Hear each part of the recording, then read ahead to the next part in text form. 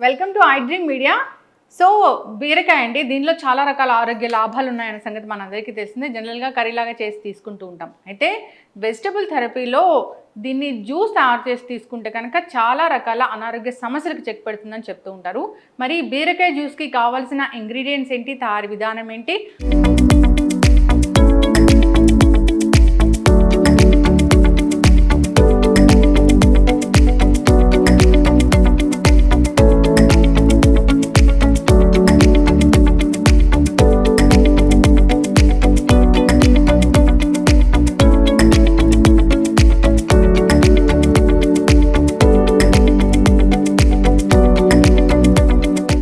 ఎప్పుడు తీసుకోవాల్సి ఉంటుంది, ఎటువంటి అనారోగ్య సమస్యలకు చెక్ పెడుతుంది, వివరాలు తెలుసుకుందాం. ఈరోజు మనతో పాటు ఉన్నారు ప్రముఖ vegetable therapist and sun spiritual society founder Vikram Aditya Guruji గారు. గురూజీ నమస్తే అండి. సూర్యోస్మితలి గురువు గారు, సో వెజిటబుల్ థెరపీలో చాలా రకాల వెజిటబుల్స్ గురించి చెప్తూ ఉంటారు.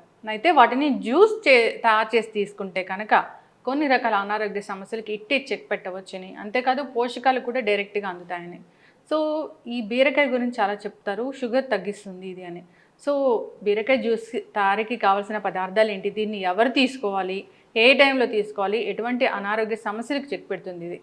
దౌర్భాగ్యం ఏంటంటే రోగం వచ్చిన తర్వాత పదార్థాల గురించి ఆలోచించడం మొదలుపెట్టాం. అవును, అంటే ఇవేమీ లేని టైంలో, అంటే ఇప్పుడు ఇది బీరకాయ, దీనికి ఉన్నటువంటి లక్షణాలు ఎవరు గమనించారు? మన పూర్వీకులు ఎవరో జనరేషన్ మొదలై చాలా రకాల వెజిటేబుల్స్ ఉన్న కొన్ని సందర్భాల్లో ఇవే తినాలి అని మనకి వాడుకలో పెట్టేసి వాళ్ళు చెప్పడం జరిగింది. ఇప్పుడు మీరు చూడండి, సహజంగా ఏదన్నా ట్రీట్మెంట్కి వెళ్ళొచ్చాం, సర్జరీ అయింది, ఇంటికి వచ్చిన తర్వాత పెట్టే వాటిలో ఫస్ట్ ప్రధానంగా ఉండే వాటిలో బీరకాయ వేపుడు, దొండకాయ వేపుడు, బెండకాయ, అంటే గానుగు నూనెతో లైట్గా తాలింపు పెట్టి వేపినటువంటి ఇవే వాడతాం. అంటే తేలికగా జీర్ణం అవ్వడంతో పాటు మన శరీరంలో ఉన్నటువంటి హీలింగ్ కెపాసిటీని, రోగ నిరోధక వ్యవస్థను మెరుగుపరుచుకోవటానికి, రోగ నిరోధక వ్యవస్థను అధిగమించి మందులా పనిచేది ఇది. మన శరీరంలో ఏదైతే ఇమ్యూనిటీ సిస్టమ్ ఉందో వాటిని ఇంప్రూవ్ చేస్తాయి. మనం ఏది కూడా బయట నుంచి ఆర్టిఫిషియల్గా లేకపోతే సప్లిమెంట్స్గా ఏది ఇవ్వం. దాని ఏది కూడా బాడీ యాక్సెప్ట్ చేయదు, ఒప్పుకోదు అసలు. కెమికల్ రూపంలో మనం ఇచ్చేవన్నీ యాంటీబయాటిక్స్, ఇందులో అద్భుతమైనటువంటి యాంటీబయాటిక్ వ్యాధి నిరోధక ఇమ్యూనిటీ సిస్టమ్ ఉంది. ఇది మనకి కెటబాలిజాన్ని ఇంప్రూవ్ చేస్తుంది. మన శరీరం 5 తత్వాల మీద ఆధారపడి ఉందని శాస్త్రం చెప్తుంది. అవేంటి? Air, fire, water, earth, space. ఇవి 5. ఇందులో ఇది వాటర్ ఎలిమెంట్. సహజంగా అంటే దీనికి మనం ప్రధానంగా మాట్లాడుకునేది బీరకాయని. ఇప్పుడు అంటే మన వెజిటబుల్ థెరపీ నేను వీడియోస్ మొదలుపెట్టినప్పటి నుంచి షుగర్కి బీరకాయ పనిచేస్తుంది అనేది బాగా ఎక్కువగా వెళ్ళింది. ఇది అంటే ఒక షుగర్కే కాకుండా మనకి నిగూఢమైనటువంటి జ్యోతిష్ శాస్త్రాన్ని కూడా మిళితం చేసి మాట్లాడుతూ ఉంటారు. ఇది అష్టమ స్థానం, వృశ్చిక రాశికి సంబంధించింది. వృశ్చికము మనకి మేషంలో ఉంటుంది, కుజుడుతో, అంటే 2 రాశులకి కుజుడు అధిపతి. ఒకటి మేషానికి, 2 వృశ్చికానికి. ఈ 2 కూడా కారకుడు కుజుడు అధిపతి. కుజుడు రక్తానికి కారకుడు అని చెప్తారు.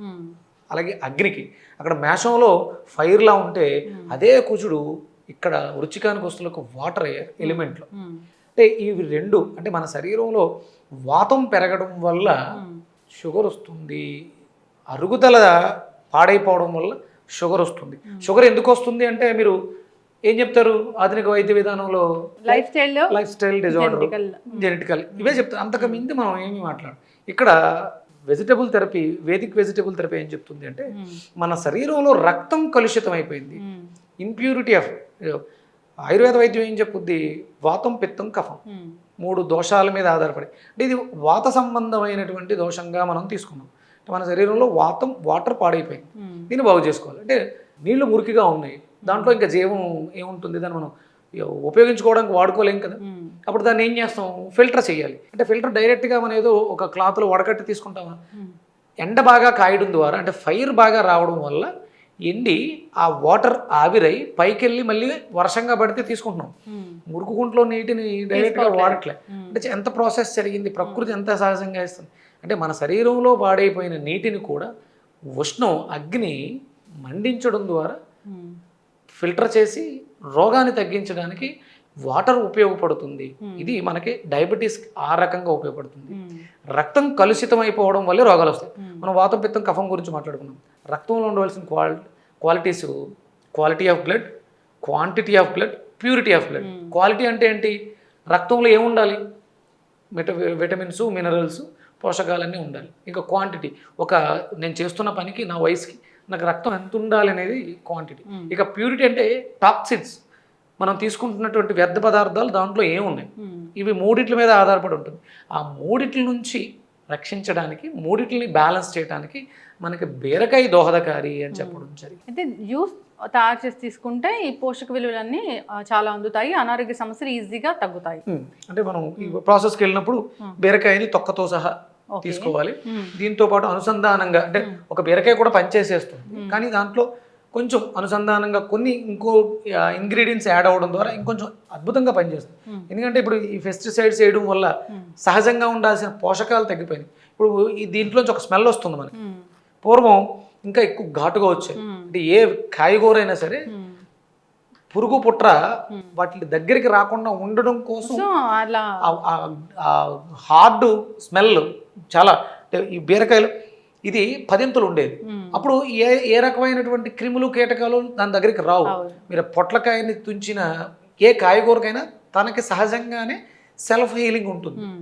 మనం కెమికల్స్ వాడడం వల్ల అవి బలహీనపడడం వల్ల వాటిలో ఉన్న పోషకాలు తగ్గినాయి, వాటిలో అవి రక్షించుకోవడానికి కావాల్సినటువంటి సెల్ఫ్ ఇమ్యూనిటీ కూడా వాటికి తగ్గింది.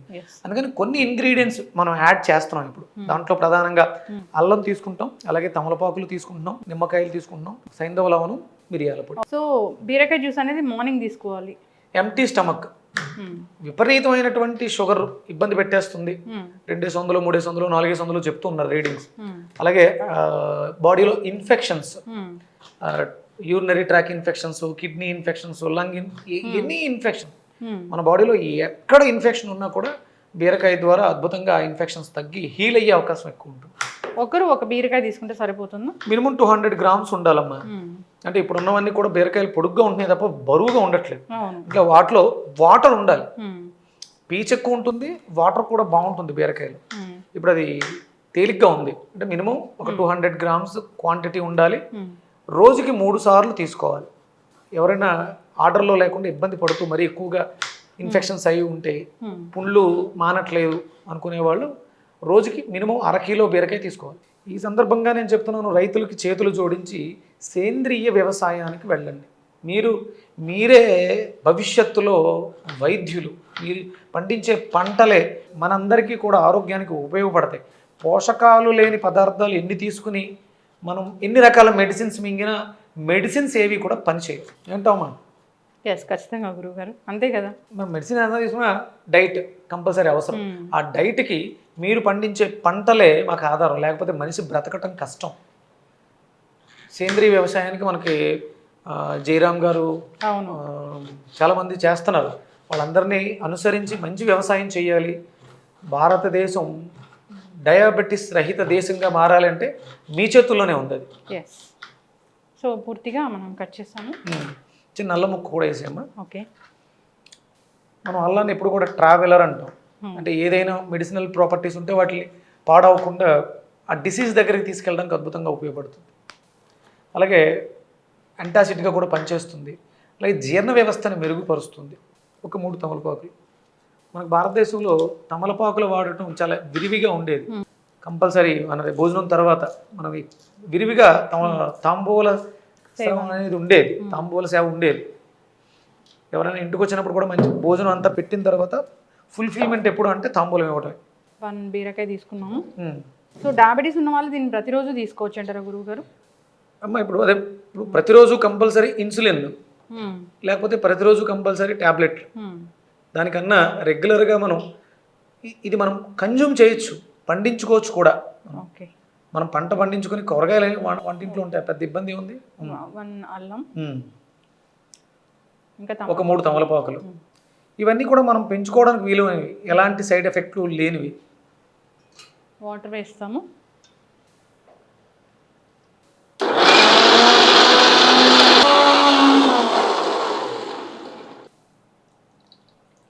చాలామంది చెప్తూ ఉంటారు అంటే జ్యూసెస్ తీసుకోకూడదు, అవి తినడం వల్లే ప్రయోజనాలు ఎక్కువ ఉంటాయి.